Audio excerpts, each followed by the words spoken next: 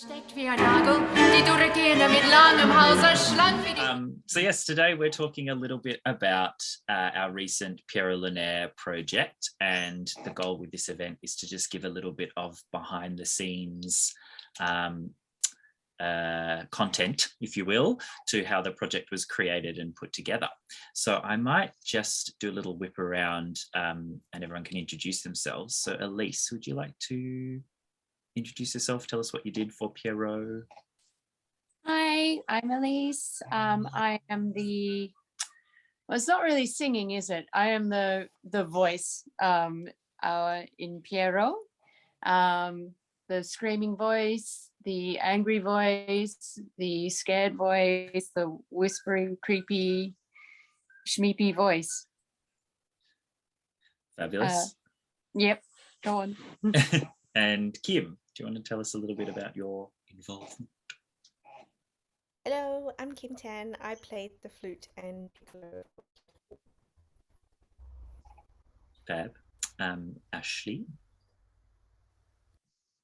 I'm Ash. I was the dancer slash physical embodiment of Pierrot, and I was wearing the lovely costumes made by Killian. And Jane, if you'd like to introduce yourself. Hello, my name's Jane Noonan, and I do the costume and room styling. I think that's what we called it, didn't we? Room styling? Yeah. Set design? Yeah, costume, design and make, and room styling.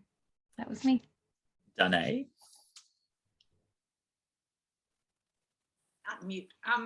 Yes, so I'm Danae Killian and I was the pianist. And Daniel.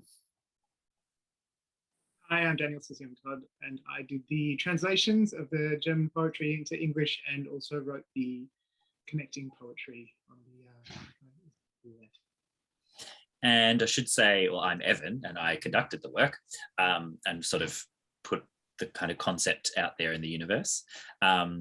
But I should say we're missing a few people, so other instrumentalists in the group, as well as Chris and Sebastian, who were our wonderful videographers for the project, who edited and shot all the video footage for the show.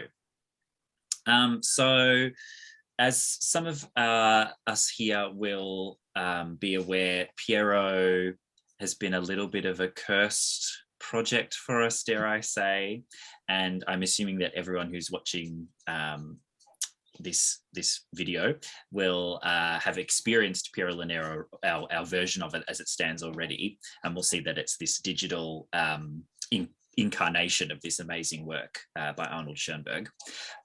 We first tried to mount it in 2016 and for various reasons had to perform it in a reduced version. We then planned it for the end of 2020, which of course, as some of you might be aware, there was a global pandemic that happened to occur. And so we were unable to present in 2020. And so we received some funding to present it in 2021 as a live staged show, and we were kind of preparing for that, but of course everything went belly up and we could not proceed with that. So it was at that point that I made the decision, in consultation with all of you, to see if we could do it filmed, and it was all kind of very thrown together. Does anyone kind of have any thoughts on that meeting we had, where we were just kind of like, oh, we could film it and we could put it on a website and create a website? Does anyone have any sort of observations or memories from how you felt at that time? It was pretty kind of crazy. If anyone knows me, you would know my aversion to being on camera and being recorded. So lots of people can see it forever and ever. But I also, it was very intriguing to see what could be done, and I guess having seen it a number of times, I think I don't think that it could have been done better. It's just beautiful, and the poetry that Dan wrote for the in-between songs, it's just exquisite. It's just, he's so clever. Yeah, we'll get to that shortly and sort of talk about the specifics of kind of our roles as it unfolded. But maybe Ash, you might have some interesting comments, because of course you were preparing to choreograph a hour-long piece with other dancers, and of course that all fell apart pretty quickly. Yes, went belly up, I guess you could say.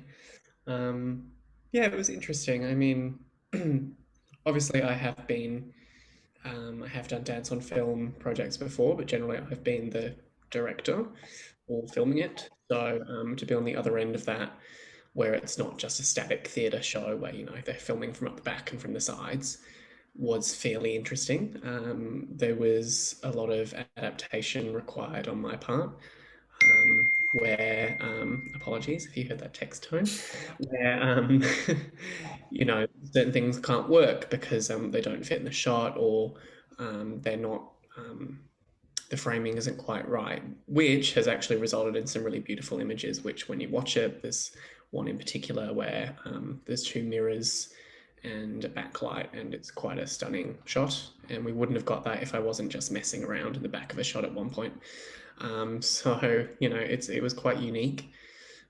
They were long days and my feet got very cold, but it was very enjoyable, and it's pretty incredible to see what Chris and Seb have done with it. It's very pleasant to watch. And I was very lucky because I knew that the two of them did excellent work, but still it was very much a punt of like, you've edited great stuff for us before, like we've now decided to do this kind of strange rethink of it, you know, let's do it, let's see what happens. And you know, we had limited time to basically shoot a movie, but we did, and we got it done. It was pretty special week. Danae, I know you've performed this work before. How do you what's your take on the work now that it's sort of a digital thing as opposed to, you know, the public performances that we've shared with this piece before? Yeah. Okay, so I guess from a pure sonority perspective, obviously there's a compromise with the digital, and I can live with that. But what I'm very excited about the beauty of the cinematography and the choreography, and especially I have to say this dance on creative writing complements the original text and also Schoenberg's music so extraordinarily well. So thank you for that. That was a surprise for me because I wasn't aware of it while we were actually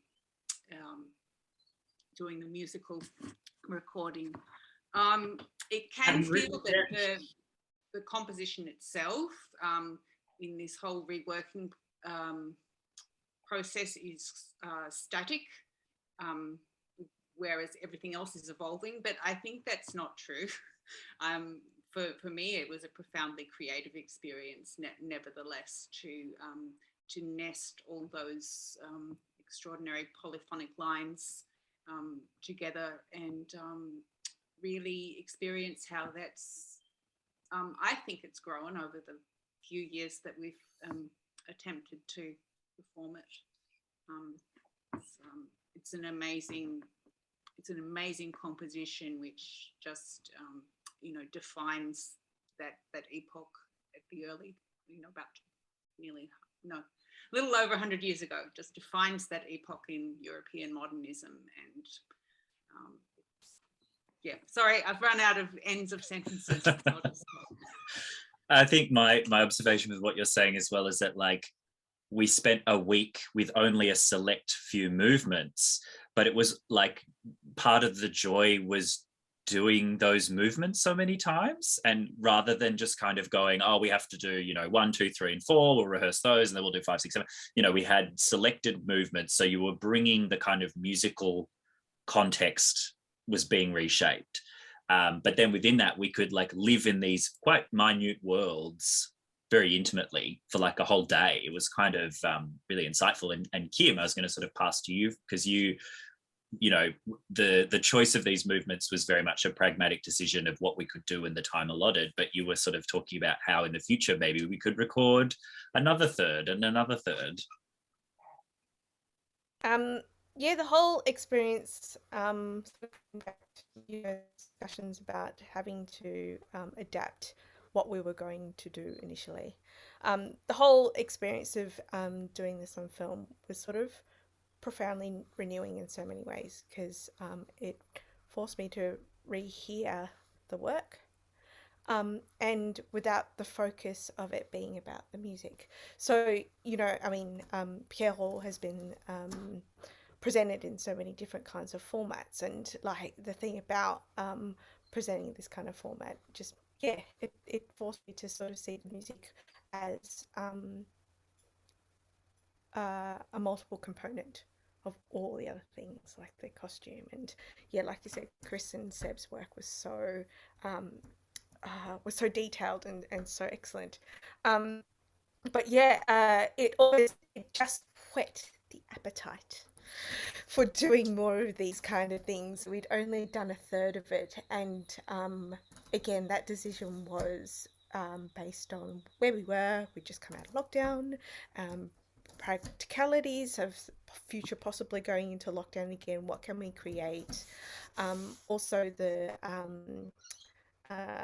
hesitation around putting on live performance so soon after coming out of lockdown was also on our minds. So, you know, what actually came out of necessity was something very, very creative. And I think it's just sort of testament to the team, really. You know, someone talking like a football or a sportsman, but like it really is, because yeah,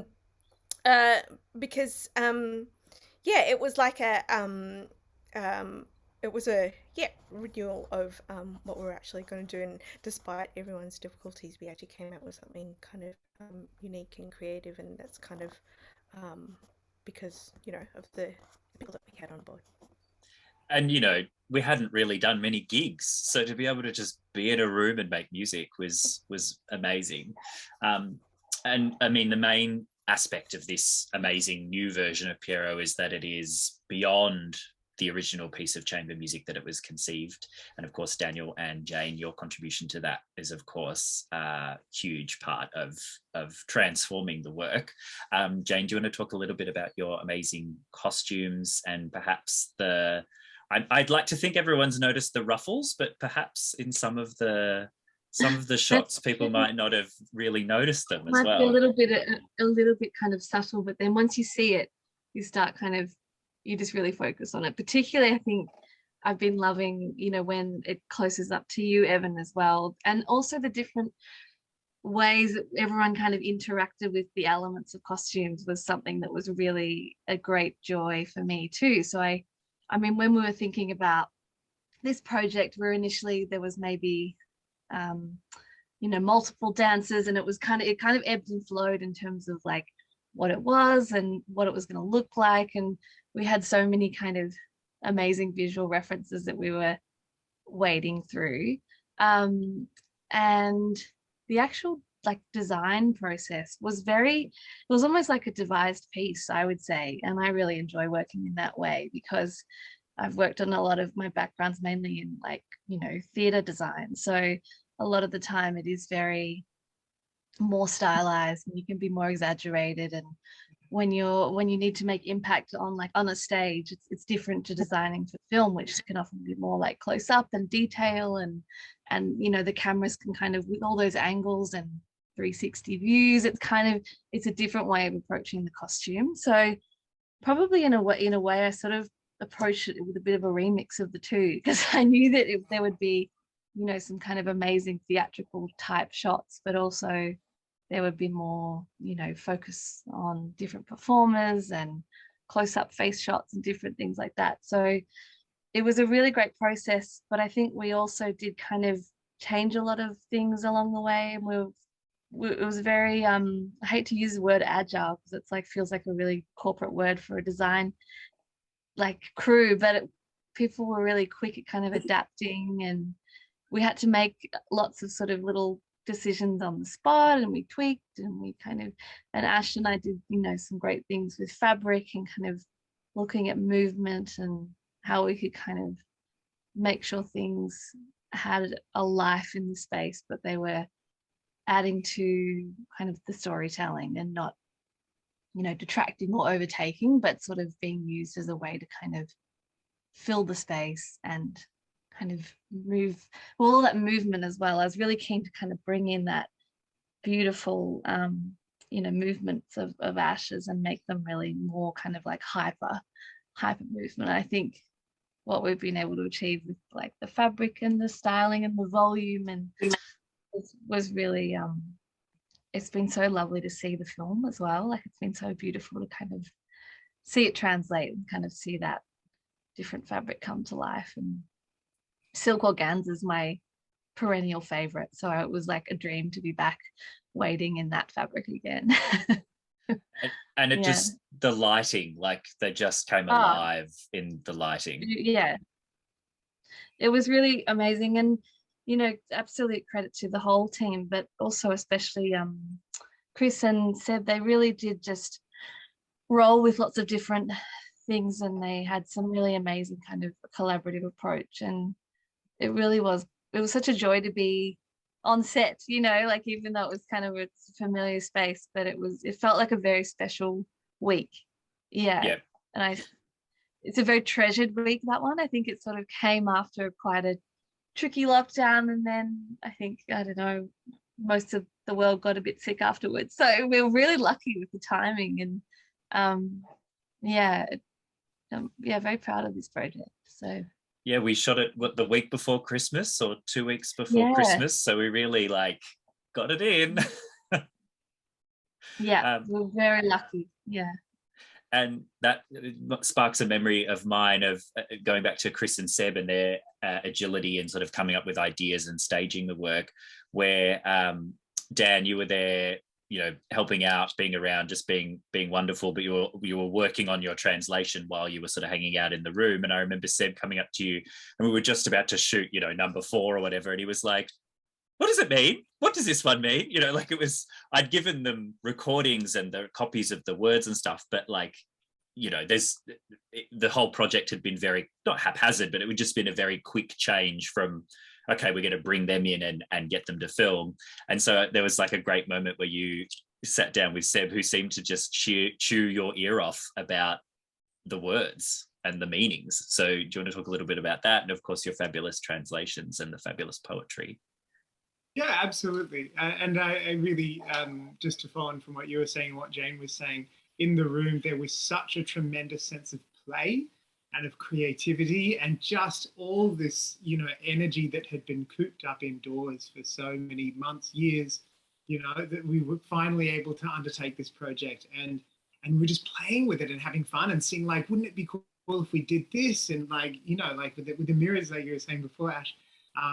And so I'd completed the translations at that stage, and then and so then, you know, the film guys wanted to get a more of an idea of what was happening in the scene, so I just sent that off to them, and we were really sort of picking it apart, and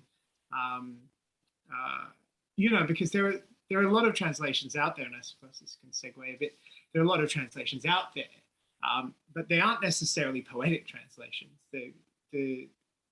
This, when you're approaching an art song or something like this, there's translation for use, which is very good for a singer to know exactly which word they are saying and what the exact meaning is. But that's a very different kind of translation to getting across the whole idea of the poem. And of course, you're never going to be able to capture all those nuances and all those things that in the original German, but you can find an interpretation of them. You can find a kind of creative aspect to try and replicate that in some way, or try to expand on it in some way. And that's absolutely what Hartleben did, because the German text is in fact a translation of the original French by a French poet called Albert Giraud. And so Hartleben took these French poems and he took a lot of liberties, actually. I was working with the French and the German when I was finding my way through for this translation. And the French is kind of quite cold and quite abstract and kind of, you know, like very refined and a little bit distant. But then Hartleben makes it really intense and immediate, and takes quite a lot of liberties with the actual text that he's translating. It really is a version, rather than a direct translation. And so obviously I wanted to kind of replicate the Hartleben as best that I could. And so that involved a lot of choices about prioritizing things like rhythm, and the assonance and the alliteration and that sort of this color of the language that's in the original. I really tried to kind of get a sense of that across into the translations, and I think that is always going to be able to inform musical performance and directorial choices and all that kind of thing, to have a deeper perspective on that.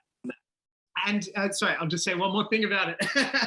And then the fact that we were just, we were doing this selection of songs, meant that we could really go deep into them.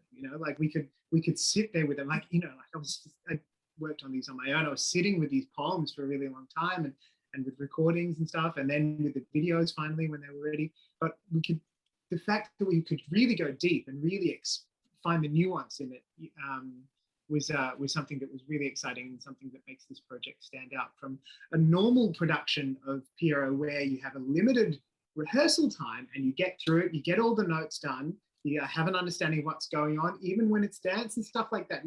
There's a sense of like, we'll just get through it. But here would be really like steep, and I loved it. Yeah, the being able to just dive right into one, like, was it number 12 that goes for 30 seconds? And we got to just really get it really right, it just, rather than turning the page and having a whole nother sea of notes to learn. So we've just had the little notification that we're running out of time, and I've got a few little just questions that have stuck with me throughout the project that I want to ask some of you. But if anyone has a question, please have a think. But my handful of little questions. Aleise, there's so many choices that can be made with this piece vocally. I'm just curious, how did you get to the decisions that you made about the piece? After my original anxiety attacks, there were multiple ones, and I've been given so much advice, but really I just listened to about 8 different versions, and I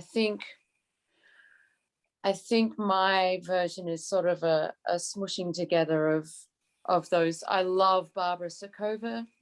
Is that her name? Barbara Sakova. She just screams it out, and I love that version. But I also love, was it Jane Manning, which is very almost sweet voiced. Anya Celia, very sweet voiced. Vocally, but I think I did a nice mix of both. And then I also wanted to bring in other favorites like Lottie Lenya, her kind of style of singing, and then also Cleo Lane, her kind of style.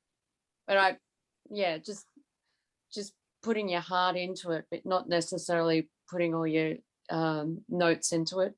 Just putting your heart into your vocal line, which is really strange when you've been alone for 2 years sitting in your house. It's like, oh, okay. And I think like part of the joy is that you could take those risks in an environment where, I felt really safe. Like, I work a lot with you guys, and I feel very safe doing silly things with you guys, and also really fantastic things, but also, silly noises and, stuff that my singing teacher would go, oh. And Jane, how did you get to the frill neck lizard collar for Aleise? How did I source it or find it originally? Where'd it come from? Yeah, that was the most amazing sourcing I had. That it was a garment. It was like this amazing kind of 80s dance power rah dress with like shoulder pads you could make a new postcode on. They were so big. Like it was just this amazing velvet dress with the taffeta, kind of like a fishtail. I think it would have been like it looked like something from I'm having a mind blank, the ballroom dancing movie that was having from the 80s. It was kind of like this Strictly Ballroom. Yes, Yeah. yes, it would have been something that would, bogo pogo kind of dress, like that was its vibe. And then I removed the ruffle and it kind of took on a whole new thing, and I used to sort of like drape it on like a mannequin, and I was like, where am I going to ever use that thing? I need to, like, when you have that thing, you're like trying to find where it fits. And we were kind of playing around with like collars and oversized like kind of the sort of clown, like Renaissance ruff. Like we had a few different, some really great visual references that we were pulling from, and the ruff kept coming up. I know you love the ruff, Evan, and we just kept going back to it. So we kind of, in the end, thought, well, a good way of kind of incorporating costuming elements, especially for the performers, because I didn't want the costumes to kind of, I wanted it to be as adaptable and so people could individualize them as well. So I made all these different types of kind of collars, like pleated collars, and some of them were like lace, and they all had sort of a different persona. And it was so amazing seeing everyone kind of find a collar that they were pulled towards, or some kind of like element, and then make it their own. And especially I think there was some great like pleated sashes. I think Danae, you looked amazing. You had kind of like wrapped around your body and kind of flicked out behind the piano, and like it was really amazing. It was just great to see, people kind of take these little elements and make it their own. But that ruff was really fun to play with. It was kind of like lizard-esque, and I put these kind of structured ties at the back to kind of make it more It pinned into my hair. Yes, it was pinned in to kind of like give it the full Elizabethan ruff, and it looked really amazing, and it kind of took on a persona of its own. I think it was great. Yeah. When the guy said, "Hey, Aleise, can you turn your head?" and I said, "Well, no." Pinned in. So we've got 3 minutes left. Does anybody have a final question or thought around our wonderful Pierrot journey? No? Just, No. it was really wonderful working with you guys again.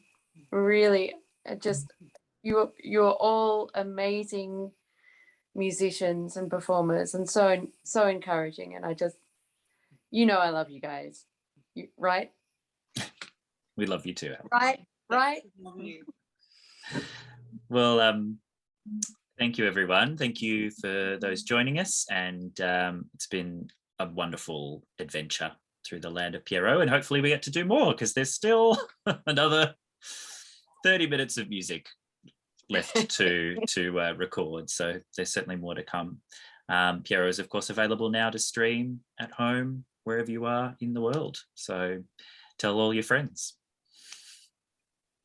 Thanks everyone for joining me tonight. Thank you. Thanks. Bye. Bye. Thanks everyone. Volgens de kwijt in de kamer, houdt het niet door de